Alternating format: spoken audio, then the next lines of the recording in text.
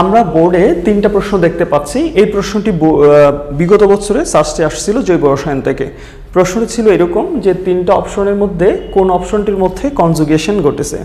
তো কনজুগেশন কি সেটা বুঝতে হলে আমাদের ডাই ইন নামে একটা টার্মকে বুঝতে হবে। আমরা একটু বোঝার চেষ্টা করি। ডাই মানে হলো 2, ইন মানে হলো যে অ্যালকিন। ডাই ইন মানে হচ্ছে 2টা অ্যালকিন থাকবে, অর্থাৎ 2টা ফাংশনাল গ্রুপ থাকবে অ্যালকিনের একই কম্পাউন্ডের মধ্যে, এটাকে আমরা ডাই ইন বলে থাকি। এইটা মনে হয় বুঝতে পেরেছি।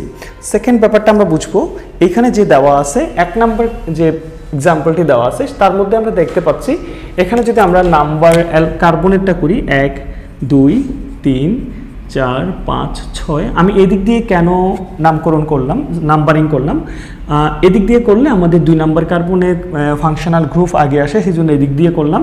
এদিক দিয়ে করলে আমার 1 2 3 নম্বরে আসতো, সেই জন্য আমরা দূরে যেটি আসে সেদিক দিয়ে করবো না। তো এদিক দিয়ে তো করলাম, করার পর আমরা দেখতে পেলাম 2 নম্বর কার্বনে।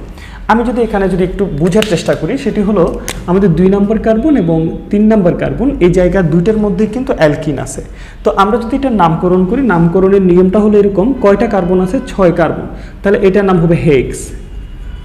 কত কত কার্বনের দ্বিবন্ধন আছে? 2 নম্বর এবং 3 নম্বর। তো এখানে একটা হাইফেন দিতে হবে, কেন? একটা শব্দ এবং সংখ্যার মধ্যে কিন্তু হাইফেন দিতে হয়। 2,3 যদি দুটো শব্দ হয়, 2,3 কেন? 2 নম্বরের মধ্যে ডাবল বন্ড আছে, সেই জন্য 2,3 দুইটা আছে ডাই ইন। তো এটি হলো যে প্রথমটা নামকরণ। আমরা কিন্তু কনজুগেশন ব্যাপারটি কি সেটা শিখতেছি। সেকেন্ড কাজ হলো যে আমরা এটা একটু দেখার চেষ্টা করি। এখানেও আমরা যদি নাম্বারিংটা করি, নাম্বারিংটা এখানে এদিক দিয়ে করলে ভুল হবে, কারণ 1 2 3 4 5 4 পর্যন্ত যাবে, 5 পর্যন্ত 1 2 3 4 এবং 5 পর্যন্ত যাবে, কিন্তু এটা করলে ঠিক হবে না, কারণ আমাকে সেই দিক দিয়ে নাম্বারিং করতে হবে যে দিক দিয়ে নাম্বারিং করলে কার্যকরীমূলকটা আগে আসে। আমরা যদি এদিক দিয়ে করি, এটা 1 নম্বর কার্বনের ডাবল বন্ড আছে অ্যালকিন, 2 3 4 এবং 5। তো এটা তাহলে আমি মুছে দিচ্ছি আমাদের বোঝার সুবিধার্থে। আমরা যদি এটা নামকরণ করি, এটার নামকরণটা হবে, এখানে 5টা কার্বন আছে সেজন্য এটার নাম হবে পেন্ট। কিন্তু এখানে কত নম্বর কার্বন অ্যালকিন আছে? 1 নম্বর কার্বন অ্যালকিন আছে, আবার এখানে 3 নম্বর কার্বন অ্যালকিন আছে, সেই জন্য 1,3 ডাই ইন।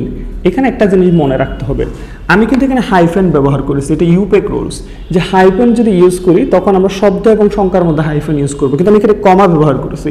কমা আমরা কখন ব্যবহার করব? যখন আমরা দুটি নাম্বারের মধ্যে স্পেস থাকবে তখন আমাদেরকে কমা ব্যবহার করতে হবে, অন্য কোথাও ব্যবহার করা যাবে না।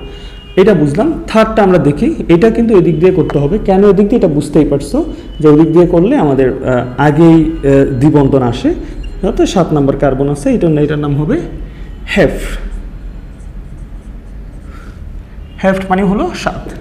হেফট কত নাম্বার কার্বন অ্যালকিন আছে? 2 নম্বর, 1 নম্বর কার্বনে, আবার এখানে দেখা যাচ্ছে 5 নম্বর কার্বনে, তাহলে 1,5 ডাই ইন। তো এখন আমাদের প্রশ্নটা ছিল যে কোনটার মধ্যে কনজুগেশন ঘটেছে। তো কনজুগেশন ব্যাপারটা বোঝার জন্য আমরা একটা ব্যাপার বলি, এখানে হেক্স 2 3, অর্থাৎ এই যে যৌগটি আছে প্রথম নাম্বারে, এই যৌগটির মধ্যে 2 নম্বর এবং 3 নম্বর কার্বনের মধ্যে ডাই ইন, অর্থাৎ এই 2 এবং 3 এর মাঝখানে এই জায়গাটার মধ্যে কোনো প্রকার একক বন্ধন নাই, অর্থাৎ দুইটাই ডাবল বন্ধন পরপর আছে। কোনো একটা অ্যালকিনের মধ্যে ডাবল বন্ড যদি পরপর থাকে তাদেরকে বলা হয় কিউমুলেটিভ ডাই ইন, এটাকে বলা হয় কিউমুলেটিভ ডাই ইন। এবং এইখানকার মধ্যে পেন্ট 1 3, আমরা এইটা একটু বুঝবো, এটাই আমাদের উত্তর কেন হয়েছে। আমরা যদি এখানে খেয়াল করি, যেটি দেখতে পাবো সেটি হলো এই যে এখানে 1 নম্বর কার্বন এবং 1 নম্বর কার্বন এবং 3 নম্বর কার্বন, এইখানকার 1 এবং 3 এর মাঝখানে একটা সিঙ্গেল বন্ড থাকে, তখন তাদেরকে বলা হয় কনজুগেশন। অর্থাৎ কোনো দুইটা অ্যালকিনের মাঝখানে দুইটা ডাবল বন্ডের মাঝখানে যদি একটা সিঙ্গেল বন্ড থাকে তাকে বলা হয় কনজুগেটিভ। তাহলে এটার মধ্যে কনজুগেশন ঘটেছে। আর এইখানকার মধ্যে আমরা যদি দেখি, সেখানে দেখতে পাবো এখানে 1 এবং 5, অর্থাৎ এইখানে একটা ডাবল বন্ড আছে, আবার অনেক দূরে একটা ডাবল বন্ড আছে, তাহলে একটা বিচ্ছিন্ন আইসোলেটেড অবস্থায় আছে, সেজন্য এটাকে বলা হয় আইসোলেটিভ ডাই ইন। তাহলে ডাই ইন হলো 3 প্রকার, একটা হলো cumulative diene, conjugative diene এবং আরেকটা হলো আইসোলেটিভ ডাই ইন। তো তো এই তিনটাই টার্ম ছিল ডাইইনের ক্লাসিফিকেশনস। আশা করছি আমরা ব্যাপারটি বুঝতে পেরেছি এবং উত্তর হবে যে 2 নাম্বারটা। কেন? কারণ 1 3 অর্থাৎ একটা দুইটা ডাবল বন্ডের মাঝখানে যদি একটা সিঙ্গেল বন্ড থাকে তখন আমরা তাদেরকে বলি কনজুগেটিভ ডাইইন, সেজন্য 2 নাম্বারের মধ্যে কনজুগেশন ঘটেছে।